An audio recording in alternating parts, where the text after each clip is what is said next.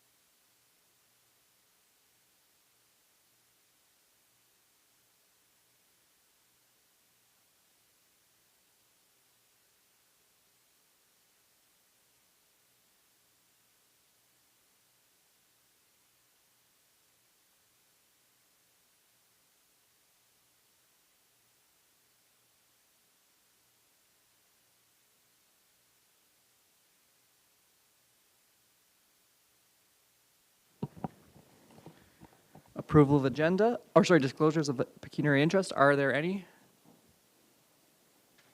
Seeing none, we'll move to the approval agenda. Are there any amendments? Is there anything that wants to be pulled from consent agenda? Through you, Mr. Mayor, we do have one item that's been requested to be pulled from the consent agenda for discussion, that being item 11A, the 2026 Large Item Collection Program Update.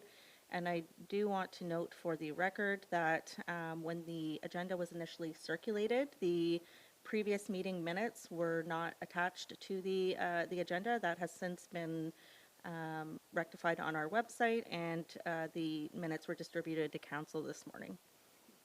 All right, thank you very much. Then seeing that, moved by Councillor McDonnell, seconded by Councillor Bougie, be it resolved that the Council of the Township of South Glengarry approve the agenda as amended. All those in favor? Carried. Approval of minutes, previous meeting minutes of June 22nd. Moved by Councillor McDonnell, seconded by Councillor Jaworski. Be it resolved that the minutes of the following meeting be adopted as circulated. Previous meeting minutes, June 22nd, 2026. Any errors or omission noted? Seeing none. All those in favor? Carried.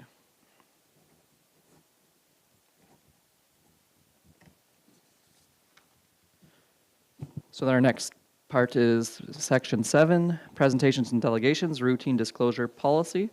Mr. Szabo, the floor is yours. Mr. Mayor, members of council, my fellow South Glengarry residents, I ask you the same question I am asking council tonight. Would you expect that a resident could be denied routine access to inspect their own municipal financial account or home building records because some photocopies of records had been provided 6 months earlier? If council's answer is yes, then residents deserve to know that this is our township's policy. If council's answer is no, then I respectfully ask council to amend our policy so that its operation reflects council's intention. This delegation asks if residents can understand the rules by which our municipality governs them. A simple example. A resident requests access to their own municipal financial account and building permit records through the township's routine disclosure process, as directed by the clerk. The resident follows the instructions, but the request is denied as frivolous and vexatious. 6 months later, the resident receives some photocopies through a Freedom of Information request. But the resident seeks to inspect the actual records. Again, the routine disclosure request is frivolous and vexatious because photocopies were provided 6 months previously. Eventually, supervised access is granted, but only after further delay, and the records are provided are hundreds of pages of scanned PDF files with no document inventory, no page headers, and no explanation of how the records are organized. Significantly, while tax records were provided, accounts receivable for records were not. There appears to be no clear policy as to who, what, and how records are managed in accounts receivable. This issue is not only if records were disclosed. The issue is whether the process itself is transparent, understandable, accountable, and respects the privacy of our resident as promised by MFIPA, Municipal Freedom of Information and Private Protection Act, and our Routine Disclosure Policy, Section 1.3.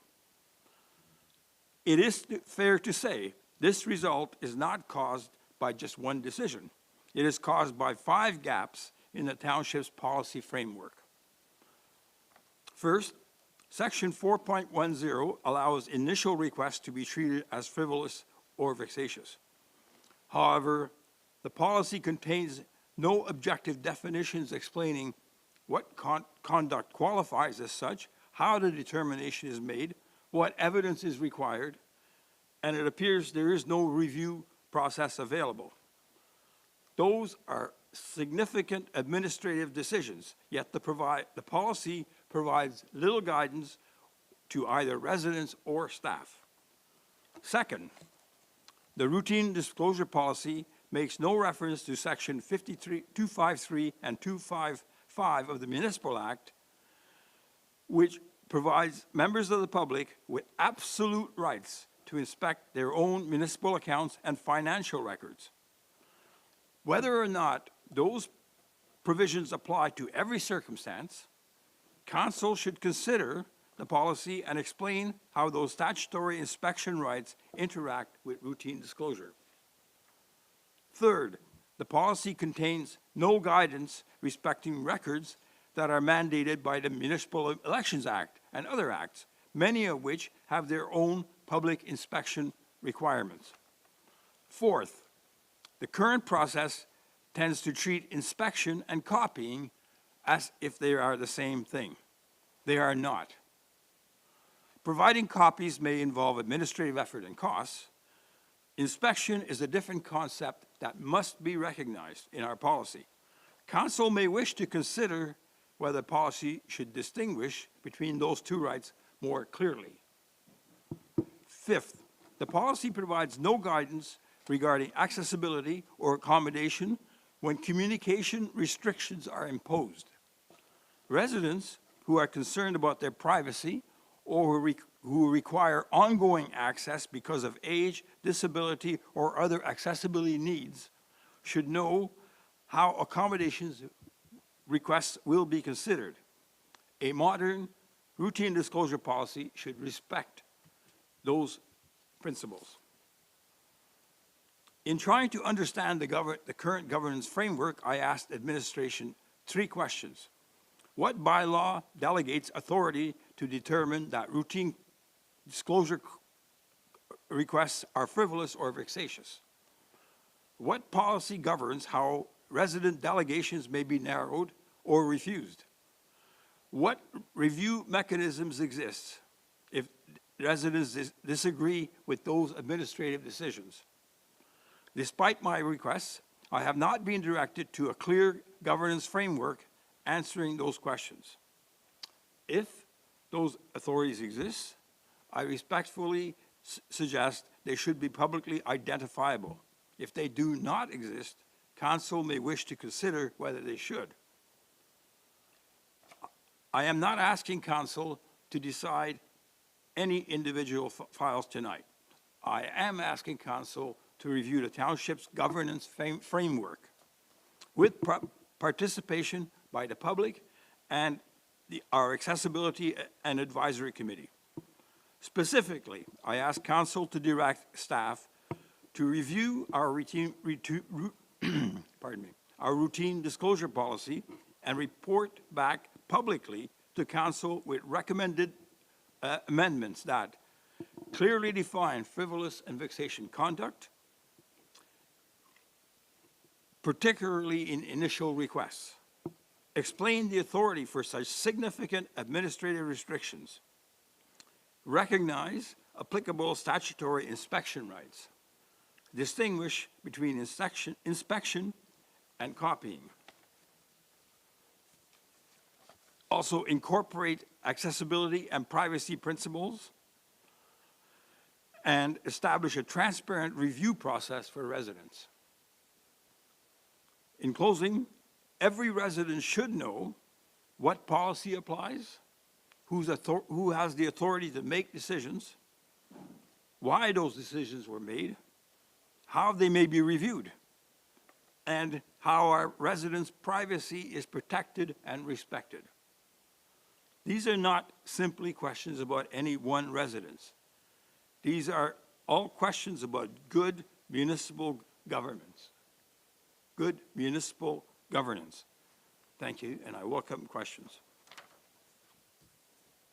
Thank you very much for your presentation. I would look to council to see if there's any questions presently. As you recall from last time, we don't take decisions, but if you have any, I know you had 2 questions last time for us, but are there any questions about this presentation from Mr. Szabo at present? Councillor Jaworski?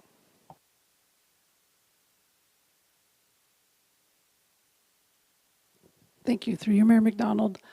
Thank you, Mr. Szabo, for bringing this topic as a delegation. Obviously, this is a very large topic, but, and as the mayor said, that we don't make any decisions and it'll come back to staff. But a question I had for you, sort of maybe a smaller question, is in terms of that routine inspection. I was wondering if you could speak, obviously you've spent a lot of time thinking about this and looking at this in terms of what you view as a reasonable frequency for the records inspection. Yep, thank you. If you just turn your microphone on, thank you, sorry. Thank you, thank you. Thank you, Mr. Szabo. And thank you very much for the question. I do appreciate it. There's a lot of moving parts there. And that's certainly, I have no problem whatsoever with recognizing townships, resources and staff, etc. But it's very, very clear. I built a home here in 2009, and you could walk into the municipal office, ask to see your building records, no problem. And as you can appreciate, many times during, particularly the construction phase, those records need to go back to and review them as the inspections, et cetera, happen. So common sense tells you that in that case, the frequency is actually quite simply dictated by circumstance, and there's no reasonable way to say, well, it's frivolous or vexatious. I can't even, honestly, I can't even imagine the concept. And in terms of our financial accounting records, it just boggles my mind that it's possible that I could go and ask to see my financial record at any time. It's just like going to the bank or anybody that you do business with. And you say, well, I think there's a problem with my account. Can I talk to someone? Let's look at the records. And again, as I explained at the beginning, the requirements for many people are vastly different. And nobody has a perfect memory. You go in, you think you have the information you request, and it turns out you go back home, you compare your records, you may get a copy of one record, but then you have to go back many times perhaps until the situation is resolved. But in this case, that example I used, it was follow the instruction of the clerk, and the first request denied as frivolous and vexatious. My own financial records, it seems impossible to believe. And as I said, 6 months later, I managed to get some photocopies, And then we have there, it's again frivolous and vexatious. Actually, look at the physical copies. It just doesn't make sense. And again, I'm sorry if I went into too much detail perhaps, but the real question here is, what does the disclosure policy say? And respectfully, accounts receivable, accounts payable, indeed, it's recognized, they are private. It says in the policy for the account holder only. So they're only to be viewed by the account holder, nobody else. Now, obviously, the clerk staff, but that does not mean necessarily everybody on the clerk staff. And those discussions should be private. It's again, I find it so difficult to imagine that you could have a process whereby just anybody could come and question you or stop you from looking at your own account records. And somebody else would then be allowed to look at it. It just makes no sense. Thank you very much. I appreciate it. I hope that you recognize that this is a very serious limitation on our freedom.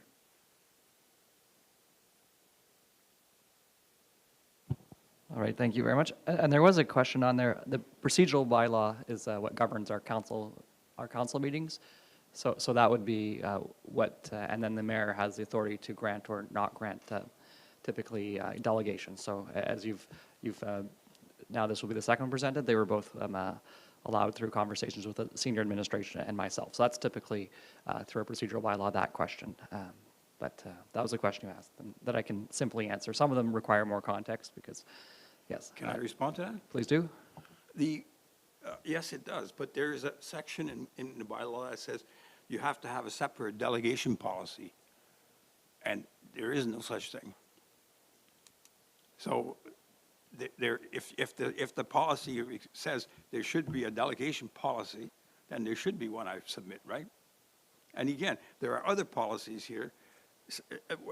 One of the policies I got was, it stated, I think 2018 or something. You know, it's supposed to be reviewed every 4 years. There's a lot of policies that do not appear to be following any obvious governance framework. And that's the issue here. And I would welcome the opportunity. You may have noticed that I have had a few complaints over the years, and I welcome the opportunity to sit down because as Mr. Jaworski, you pointed out, there are a lot of moving parts here. I would welcome the opportunity to have a friendly meeting where I can outline some of the pieces. And because I'm not asking for anything unreasonable, just what the law requires. And I do not understand. And I think that our residents require that. There is many people that will not complain. They'll just go there, they'll ask, and they'll maybe not get the information they want, and they won't come back. And that's not what we want. We have an age-friendly policy.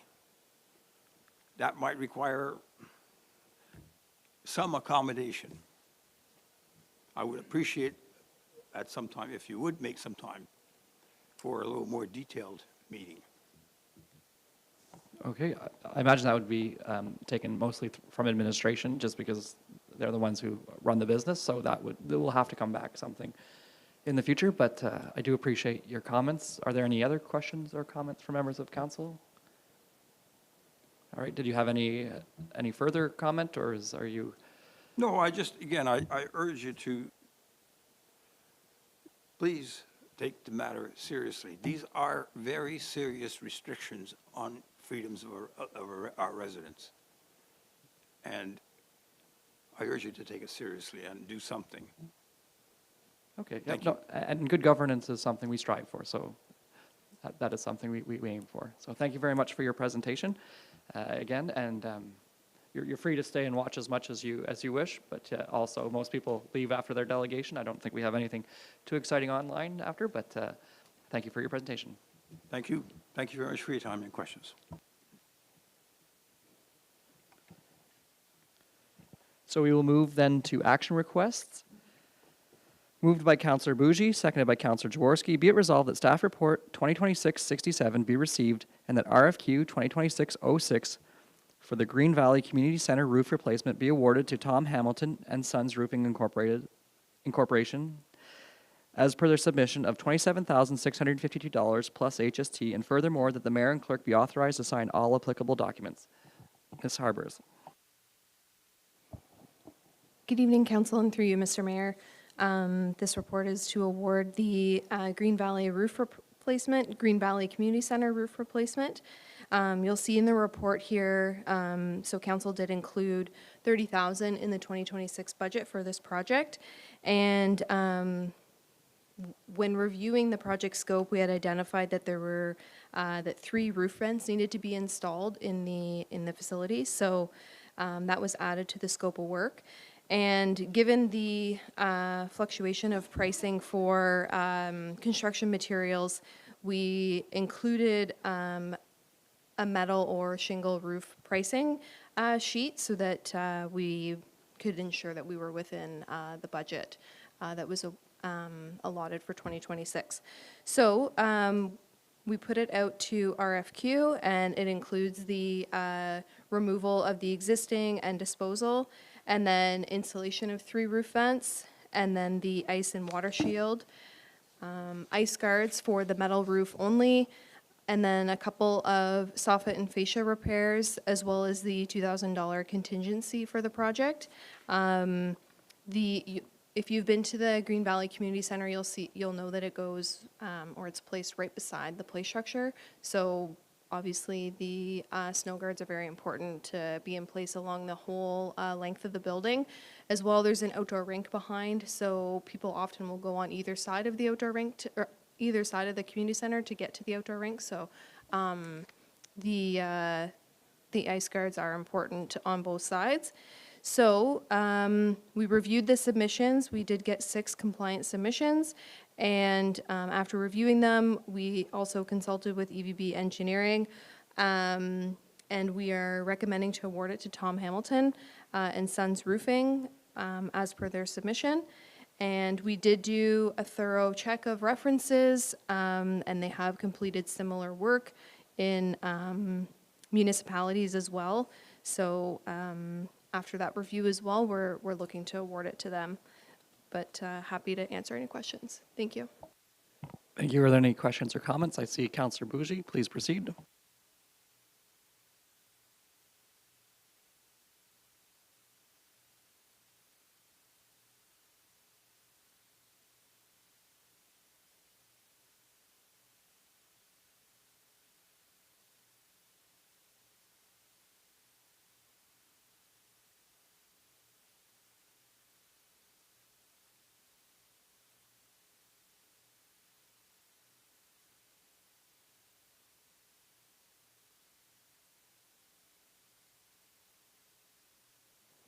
Thank you, and through you, Mr. Mayor.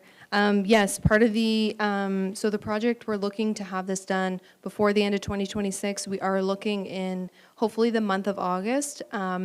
In speaking with, or through the submission of the successful proponent, it seems like it should only take a week or less than a week, so we shouldn't, obviously this weather dependent as well, but it shouldn't displace anyone for very long. But it is as you mentioned, Councillor Bougie, it is a very popular community center with a lot of rentals, either weekly rentals or just one-off rentals on the weekends. So during the project, we'll have to close either the facility and the play structure, probably both.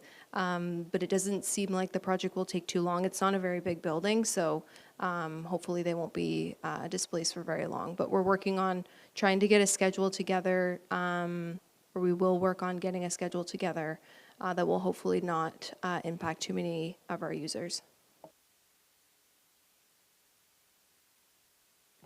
Any further questions of council? All those in favor? Oh, sorry, no, Councillor Jaworski. Sorry, I'll need to be more obvious next time. Thank you, through you, Mayor McDonald. No, just really quickly, I just want to thank you very much, Ms. Harbers, for bringing this forward, and also for, you know, when you mentioned about looking at 2 different options in terms of, you know, staying within budget. And certainly speaking for myself, conversely, I'm very happy to always see an example of, an option where maybe it is higher cost, but it has much better overall, cost, lower cost over the life cycle of the asset. So I think definitely the metal roof in this case is the winner by far on that, even if it is a bit more expensive on the initial. One item I wanted to just double check, just because is there any, will there be something in the contract in terms of frustration if it's not done by a certain time, or some sort of penalty, let's say, if completion isn't done by a deadline? Thanks.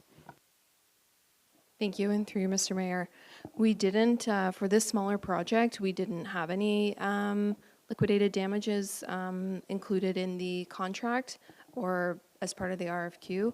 Certainly something we can look at, but given the small scope of work that it is compared to, something like the arena project, we hadn't incorporated that. All right. All those in favor? Carried.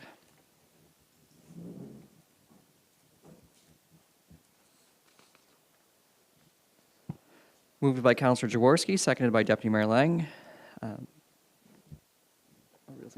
Be it resolved that staff report 2026-68 be received and that the Council of the Township of South Glengarry award procurement 2026-09 for the supply of realty services to real estate agent Garrett Monroe, Remax Affiliates Marquee Limited, in accordance with his submission, and furthermore, the mayor and clerk be authorized to sign all applicable documents. Mrs. Haley. Thank you, Mr. Mayor. On June 17th, administration issued a request for a proposal for the supply of realtor services as our previous realtor had submitted his resignation. The RFP deadline was July 6th of 2026, and we were fortunate enough to receive 4 submissions, 3 of them being local submissions, all excellent candidates, but unfortunately we have to complete an evaluation and make a recommendation. When doing the evaluation, what we considered was years of experience, how they will market the parcel of property. For example, we have some realtors that have a very good presence on social media, do great work with photos, drones, things like that. I also considered whether individuals work in a team environment. If someone goes away on vacation, do they have someone to back them up? And we completed references. To be honest, not everyone got back to me in time for reference checks, but I did get references from some references checks completed for all submissions, just not all 3 references for everyone. Unfortunately, I can't control when people return my calls. But we are recommending that the award be granted to Garrett Monroe, and if there's any questions, I'd be happy to answer it. Thank you. Are there any questions or comments from council? All right, all those in favor? Carried.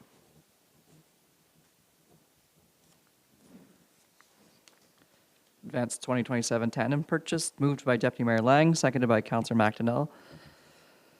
That staff report 2026-69 be received and that the Council of the Township of South Glengarry authorize administration to proceed with collaboratively tendering with the SDG counties for the purchase of 1 tandem truck, cab and chassis, plow, harness, salt box, water tank, and hose reel as a replacement for Unit 15, our 2010 International Workstar, with the understanding that the 2027 budget will be include an expense of $480,000 for this purchase.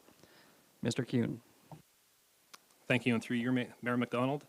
So as we saw in 2023 and 2025, administration is seeking council's authorization to proceed for the procurement of our new plow, cab and chassis, the harness, salt box, water tank, as this is also our water truck unit, well in advance of the 2027 budget.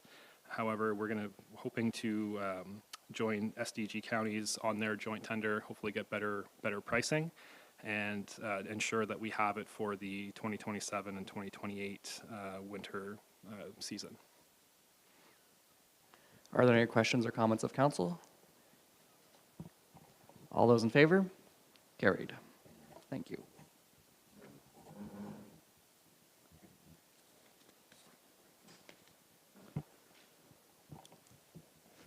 Mazo Interlude Grants and Donations Request. It's moved by Councillor Bougie, seconded by Councillor Jaworski.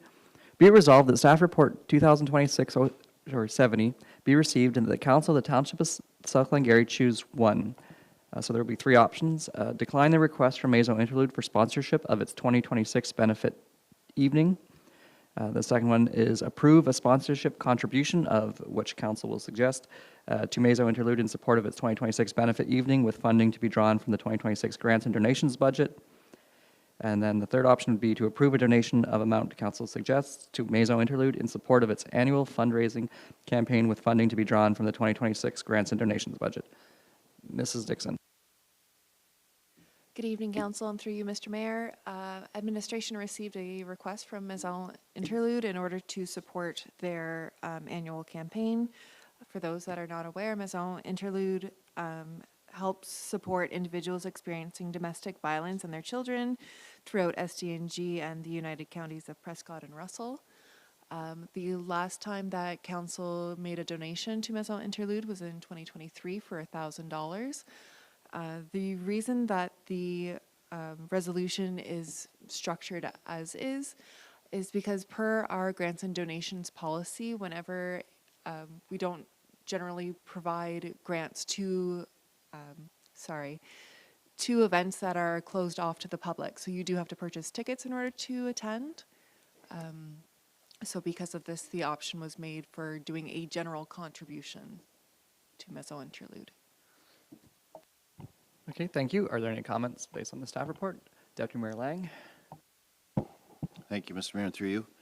I would be in favor of supporting them. I would support them to the tune of $2,500 for their benefit evening.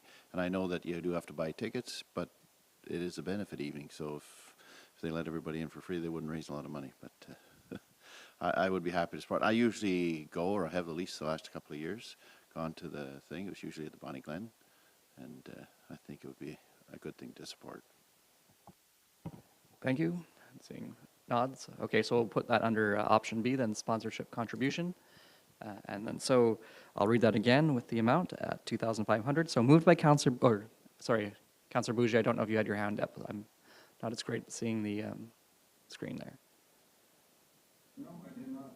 Okay.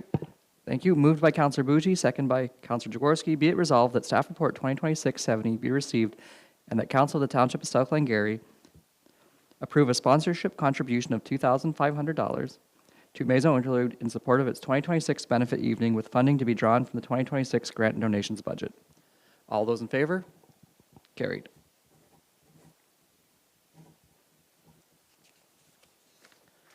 So this is our request to repeal Heritage Bylaw 5107, moved by Deputy Mayor Lang, seconded by Councillor McDonnell. Be it resolved that Staff Report 2026-71 be received and that Council refuse the request to repeal Bylaw 5107, being a bylaw designating the property municipally known as 21831 Concession 2, also known as the Curry House, under the Ontario Heritage Act, and furthermore, that Council direct administration to prepare an amending bylaw pursuant to Section 30.1 of the Act to update the Statement of Cultural Heritage Value or Interest to clearly identify that it is limited to the exterior heritage attributes of the property. Mrs. Campo. Thank you, Mr. Mayor, and through you. This report follows a request that council deferred to the Township's Heritage Committee a few weeks ago, coming on maybe a month or two ago now, from the owner of the property known as the Curry House. The owner is seeking to have the heritage designation rescinded and removed from the property. So the Heritage Committee has had a chance to review this application. They concluded that the property continues to meet criteria for designation under the Ontario Heritage Act. However, they did also identify that the existing bylaw lacks clarity regarding what heritage attributes are protected. So the recommendation that's come forward from the Heritage Committee and can be supported by administration is to deny the request to rescind the bylaw, removing the designation in its entirety. However, the committee did recommend that council look at updating the current bylaw. As it's written right now, the bylaw doesn't identify any specific attributes that have heritage quality with the property or the home. So as a result, the property in its entirety carries the designation. So the hope is that by identifying specific attributes on the exterior of the property, it will help alleviate some of the issues that the property owner has been having related to insurance costs. Although that's not a guarantee, based on the conversations that we've had administratively with some insurance companies, it certainly could help. So that's the recommendation that's come from the committee. Administration can support that recommendation, and that's what's before council this evening. Okay, thank you. Councillor McDonnell. Through you, Mr. Mayor. Question for the Madam Clerk. Does council have the authority to go and rewrite this resolution just and approve the requested? Or do we have to take the resolution or the recommendation of the committee? Through you, Mr. Mayor, you do not have to take the recommendation of the committee. It is just that, a recommendation. Council ultimately has the decision-making power. So what I would recommend, if you were not to support the resolution as presented, I would recommend defeating it. And as such, I'm just taking a quick look here at how it's written. You could simply defeat the resolution, and the notice period has expired, so, and we could pass, someone could put a resolution on the floor to accept the request, or to approve removing it. I guess subsequent to that, and I guess it's more for council, I appreciate where the Heritage Committee is coming from in this. I appreciate the I guess the aesthetic appeal of that building and as the way it is now. I do believe there's probably, along with a lot of other buildings in our municipality, a specific buyer for a home like that, a heritage home, or I guess even just the structure. You're not going to drastically alter the appearance of that house at the exterior, but I have an issue when a resident's coming to us asking for us to alleviate to them and made it clear it's not because they want to, destroy the heritage of that house. It's really the cost of having a heritage house. The insurance is astronomical, and if we can help them do what they want with the property that they own and pay taxes on, I would be more inclined to do so.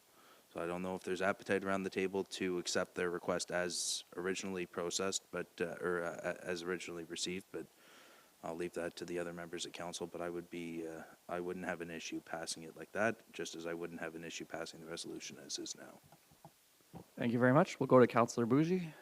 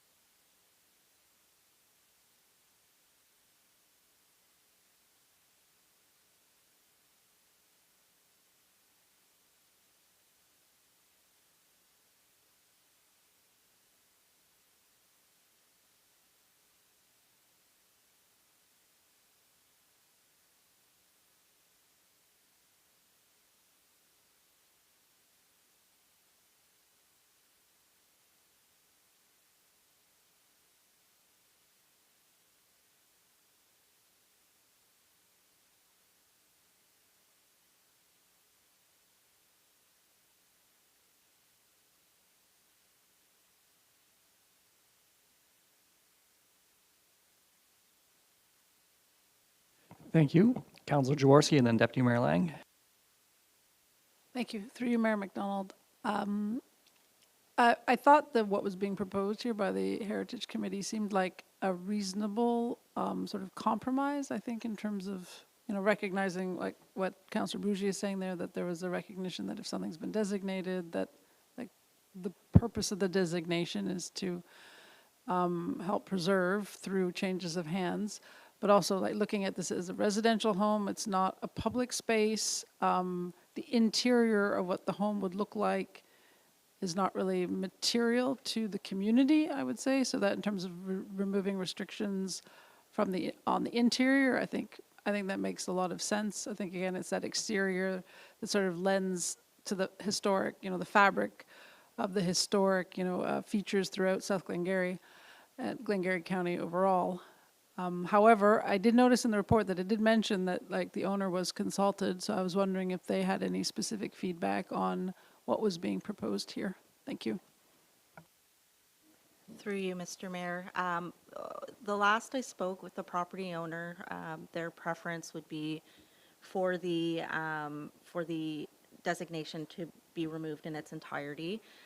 They did indicate that they were speaking to different insurance agents to see if the amending the bylaw would make any difference for their insurance. With their current provider, they indicated it would not, so they were speaking around to some other agents, but ultimately their preference would be for it to be removed, but they were not opposed to amending the bylaw as outlined. If council was not willing to remove it in its entirety, that they were agreeable to the amendment as opposed to leaving it as is. Thank you. Thank you. Deputy Mayor Lang? Thank you, Mr. Mayor, through you. Yes, acknowledging Councillor McDonnell's comments. I'm going to go aside with the committee, and simply because it would be different if this was something that we were imposing on somebody or it was proposed to be imposed on them. But this was on the property, I believe, when they bought the property. So somebody has put this on, hoping to preserve this house, and then the future buyers have to, be aware of that when they buy that property. So I think by amending it to be more in line with what we're actually looking to do, which is to protect the outside of the house. And as Councillor McDonnell said, it's not likely anybody's going to want to change that anyway. The only thing would be maybe the upkeep on the two chimneys would be, and they're mentioned in here, would be a little expensive, depending on what state they're in, if they have to be done. But so I'm in favor of what the committee had recommended. Thank you. Councillor McDonnell, do you have any further comments if you'd like? I guess just to that extent, I guess, as well as just, I just found it was, I appreciate where the committee was coming from, mentioning, as the deputy mayor said, the chimneys and the handcrafted door, but if push comes to shove and you've got to put a new door in, I don't foresee that being very affordable for anybody to be handcrafting a door, nor very energy efficient on a large house already. But I mean, again, I do agree with the deputy mayor. This house was purchased by these owners knowing that designation was there. 100%. I just kind of personal property rights at the end of the day. I see an avenue for that. But anyways, I can live with the resolution. I would tend to side with the property owner more here. Well, you're always allowed to not vote for it. I'm not trying to be cheeky with that one, and that is perfectly fine. Difference of opinions is what we want in this council chamber. Any further comments from members of council? Okay, all those in favor of the resolution as read? Carried.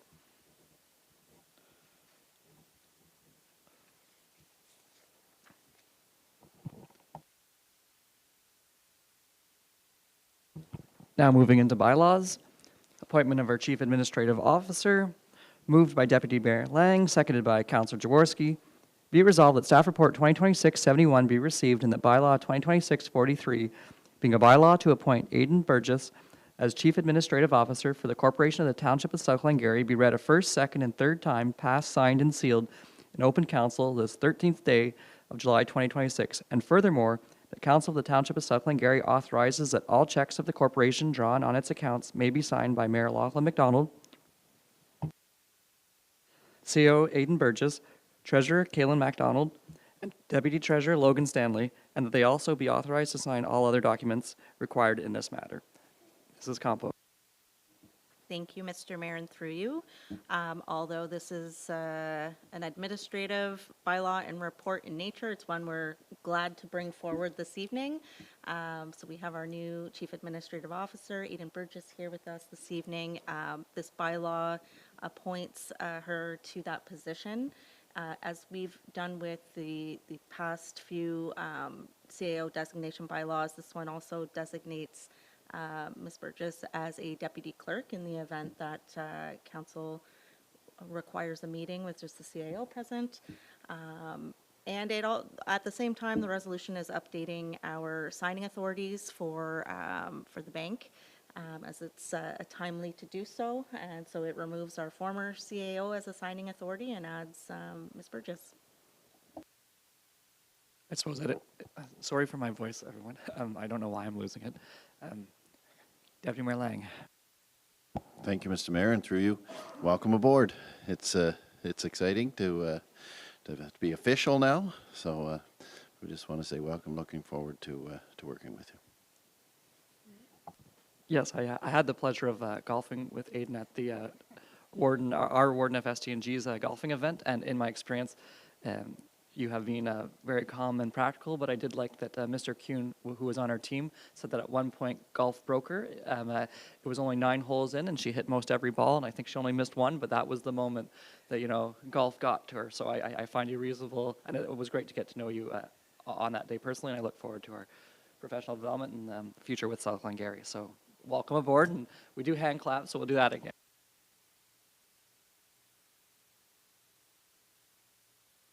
Haven't done one of those in a while. Feels good.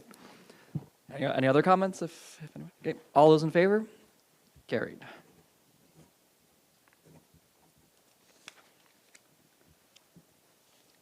So before closing the consent agenda, item 11A, 2026 Large Item Collection Program Update was brought forward by Councillor Jaworski. Please proceed. Thank you, through you, Mayor McDonald. I pulled this because, clearly it's a report that a lot of care and thought is very thorough for the large item collection that was done recently. And also I think there's a lot of important information here. So I wanted to give staff the opportunity to speak to it. Thank you. Mr. Kuhn, if you'd like to speak to it. Thank you, and through you, Mr. Mayor, and thank you, Council, for pulling this and giving me an opportunity to discuss some of the pros and cons of our bulky collection, and also commend staff, specifically our infrastructure coordinator, Belinda Dixon, for keeping her finger on the pulse and resolving the issues that arose during the week. So it's so really well done by her, and she compiled the report too, which is also well done. So I just wanted to give her some kudos. That being said, so there were some pros. Some of the pros from the program that we noticed were obviously the public really appreciate this service. I'm sure Property Standards also appreciates the service, as it no doubt helps with some of their issues on some properties. The program itself originally intended to help people with mobility issues, or some people that may not have a vehicle to bring stuff and transport items to the landfill site for proper disposal, which that still remains true. And this, I don't know if it's a pro or a con, but this is the highest participation that we've ever had for this event in a week, which leads me into some of the negatives with the program. Is that we generated 62 extra loads of waste during that week, which is the equivalent of 15.5 loads per day over our 4-day collection schedule. So that's 8 weeks of capacity that we used in 1 week from our landfill site. And there's limited diversion going on during that. Our contractor noted multiple times that there's really good items that are being disposed of with regular garbage that definitely have life left in them, could be used at a thrift store, could be given to somebody who could use it, and instead it's just being lumped in with everything else and being disposed of and buried at the landfill site. There's also a strain on staff resources to manage the service, and that's dealing with complaints and also the increase to landfill operations, being that we have so much material coming in. It is a strain on our resources to manage it. And then we're also continued to maybe be informed by a little birdie, but we're suspecting that there's quite a bit of influence from neighboring municipalities, whether it be friends and family from South Glengarry residents that are using the program for their stuff. They're transporting items into South Glengarry and having it collected as part of that, as part of our service. So in conclusion, I think administration would move to increase our public education programs and point the residents to reuse, reuse, reduce, reuse, recycle, your 3 Rs, but also join Kijiji, Facebook Marketplace. There's buy nothing groups to just give some of this stuff away where somebody will definitely use it, and especially if it's for free. And then we're also recommending that we review the program scope and find ways to manage volume and increase our diversion through the program. So later on in 2026, and hopefully within the next 1 or 2 meetings, administration plans to bring a report back for council to review as part of the level of service review for waste management. Thank you. I believe this one is a topic every year, so I'm always glad to have that conversation. I am of the side well, one, this Thomas the Tank Engine bed that I want to highlight, that would be useful to somebody, so I don't like to see that. Also, it's plastic, and you did use the 3 Rs, and if I can reduce, reuse, recycle, and it is in that order, in a throwaway, not society, but so much a commercial society that is. I was happy to see you pointed out 101 calls the last time we were as restrictive, and 52, so that's near half. I know last year, as you said, we kind of picked up everything and had 34 calls anyway, so I almost see that as like a great success. We maintain that, but I'm open to the bigger conversation of this kind of always, but that will likely rest on the next council for that decision, but we'll appreciate that. Did somebody have a comment? Councillor Jaworski? Thank you. Through you, Mayor McDonald.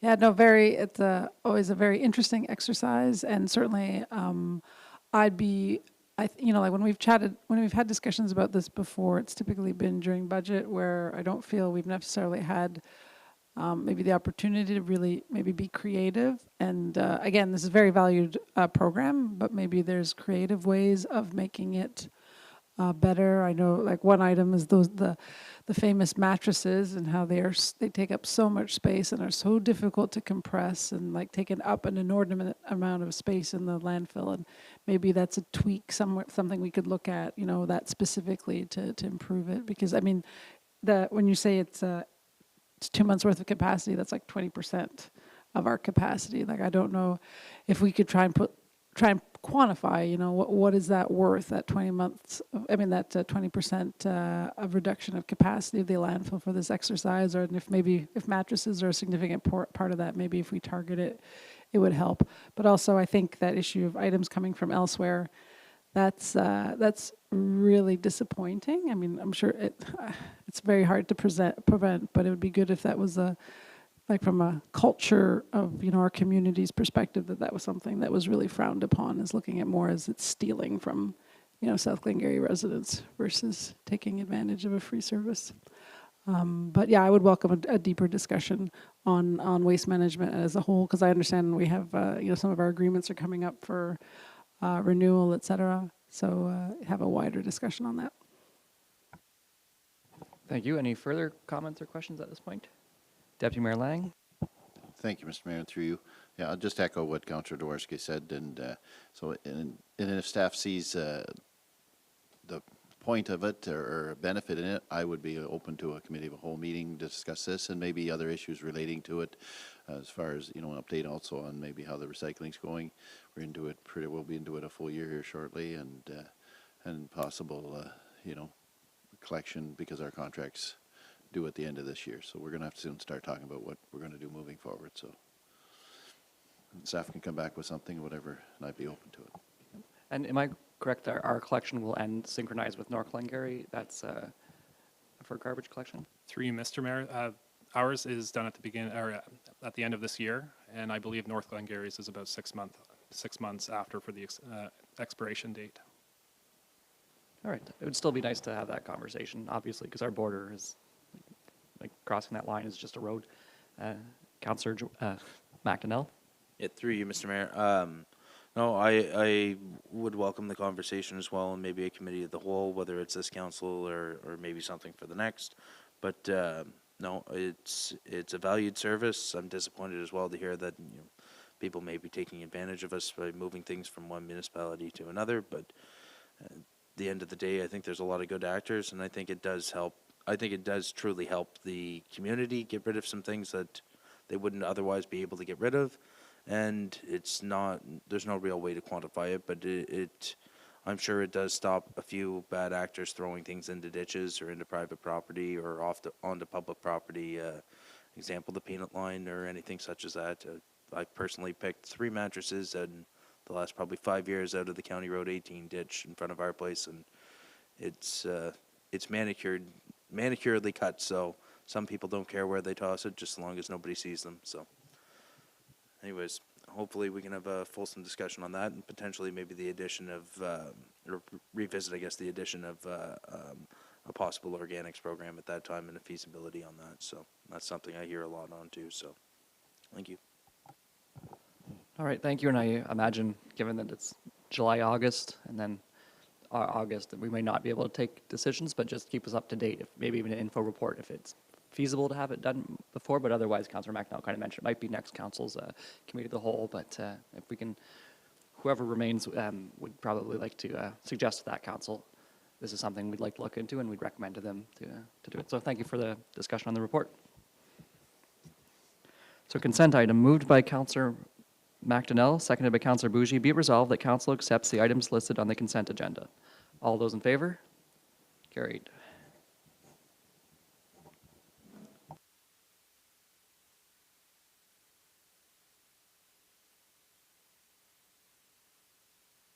So we're going to our notices of motions. Oh, committee updates. Yes. Okay, mayor's update. All right. So this was asked for at the end of May, so that I might have a little bit of surplus things. They won't all be this long, but I'll just go over a few things that we got to do in the community. Nice to celebrate our one of our businesses. It was the 1 year in May anniversary of Butte Bin. Excuse my French pronunciation. Additionally, we've been able to push some of our agenda out on Southern Perspective on YouTube, and that's every month they do that now. We had the Heritage Drop-In, but that's been mentioned, tree giveaway. We had a staff appreciation breakfast, which was lovely. Many people showed up to that, and it's always nice to celebrate. We had a few business openings. Something to highlight was there was a Butterfly Award, which is a long-term care center model that they use at here in Lancaster, and it very well received, and they were awarded that, so I had the privilege of attending. I guess it's a slight luncheon there. We mentioned the Glengarry Pioneer Museum one time. Maureen retired, Jamie moved. Those were our former CEOs, so that's kind of fun to go into. Now getting into June, we had that council engagement, rehousing services, and Deputy Mayor Lang and I have a future update with them, so that's great. And I should mention that Maureen retired and our Deputy Mayor attended that. I did not, so thank you for attending on behalf of South Glengarry. We had a municipal summit, talked a lot about AI. I think you mentioned that last meeting, so I don't want to dwell too much. I had an opportunity to meet with a potential candidate for council, so I'd run that by anybody. If anybody's interested, feel free to contact us. We're always glad to share what it's like because you want people coming into this open eyes. Graduate Day at Holy Trinity, in addition to 2 graduation ceremonies. We did some planting on behalf of the Environment Committee in Glen Walter, and I was there for that. It was warm, but it went quick with many hands. St. Raphael's Ruins celebrated their 30th anniversary of the burning of, sorry, not the burning, the founding. Thank you, of the heritage. Not the conservators, but that type of nature, the keeping it going. I kind of made a joke that it was a pleasure as a Protestant mayor to celebrate the burnings of a Catholic church. It went over very well. I said that tongue in cheek. We prepared for the incoming CEO. There was a wine and cheese. I was not able to go to that, but I believe Deputy Mayor Lang went. So if you want to speak about that later on, because it's all there. 2 golf tournaments happened. We got to go to Prescott and Russell. This time I was chosen at the county level. I believe last time it was Deputy Mayor, or the time before that. There was Fly-In Day for the Father's Day breakfast. That was well attended. Glengarry County Wellness Day was in North Glengarry. That was well received. That was at Billy Gebby, or the GSP, the Sports Palace. A lot of vendors there, not vendors, but the community groups. That was nice to see. I mentioned graduation, and then the Glen Nevis Social, which I didn't miss by a day, which I did last year. So I was there a little earlier. I believe Deputy Mayor Lang was there for the tug of war. I don't know if I was, and Councillor George Child, and I found Councillor McDonnell in the back corner whenever I showed up, but he was there with his family. I saw Jess actually walking in. So all these events were well attended. South Glengarry continues to be a happy and healthy place, and I'm been very glad to attend on behalf of council for many of these events. So I hope that was succinct enough. I could go into more if anybody has any questions. Okay. Any other updates from committee members? Okay. And so it's always nice, July and August, I find it's the quiet period for us. On behalf of RRCA, we do have a transition committee. So we get updates. That's Councillor Massey and Deputy Mayor Gaindo, so South Stormont and North Glengarry. Deputy Mayor Lang is our alternative, and I think I've mentioned that Deputy Mayor Gaindo has been appointed to that transition committee. So every group, then there's 4 of them.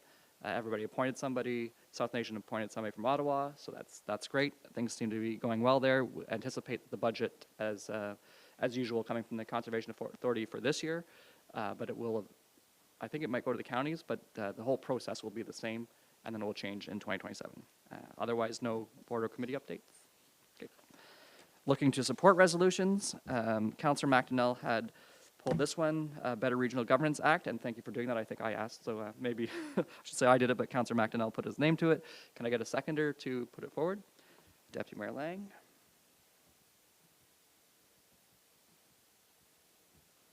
So whereas electoral presentation is the keystone of Canadian democracy, and whereas the Better Regional Governance Act 2026, the Act, received royal assent on May 7th, and whereas the Act allows the Minister of Municipal Affairs and Housing, without consultation, clear rationale, or democratic process, to appoint or vacate heads of council, and whereas the Act allows any appointed non-elected head of council to have the voting rights of an elected mayor, which may include strong chair powers, therefore be it resolved that the Council of the Township of South Glengarry, in solidarity with the impacted municipalities, urge the province to recommit to local democracy, empower municipalities to determine their own composition, and restore the requirement that all local government and regional council members, including regional chairs, be directly elected by their communities to ensure heads of council remain directly accountable to local voters.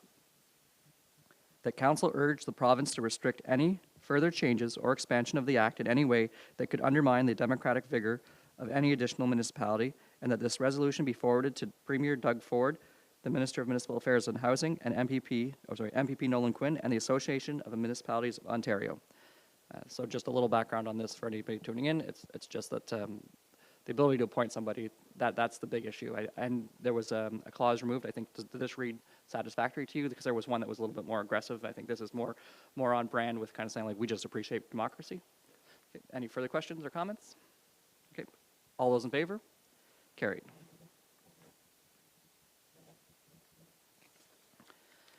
The second one was support resolution property tax reassessment cycle, and this was moved by Deputy Mayor Lang, and I'm looking for a seconder. Okay. Councillor Jaworski.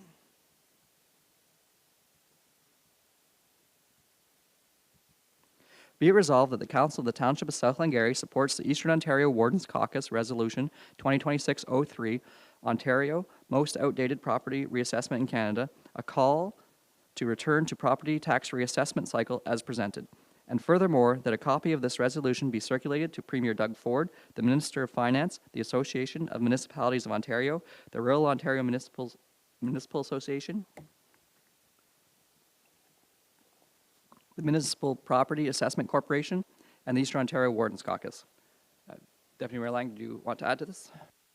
Yeah, I don't have much to add. We've talked about this numerous times. We've actually had delegations on this, and I think we just got to keep the pressure on and hope that Impact will get back doing its job. Would I be fair, as you've served as warden for some time and had those conversations, is it MPAC or the Ministry of Finance which is presently holding it up? I just want to make sure we attribute. I think the province of Ontario, the provincial government has to, I don't think it's Impact that's made the decision. It's the province. The province has to give them their orders to get back at it. They suspended it during COVID in 2020, I believe. So we're running on 2016's numbers because it should have been updated in 2020, should have been updated again in 2024.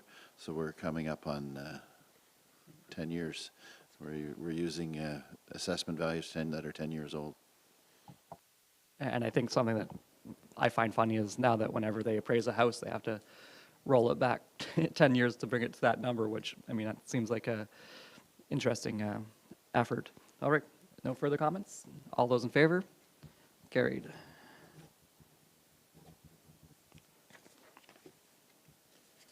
Okay, we'll move to closed session, moved by Counselor Jaworski, seconded by Counselor Bougie.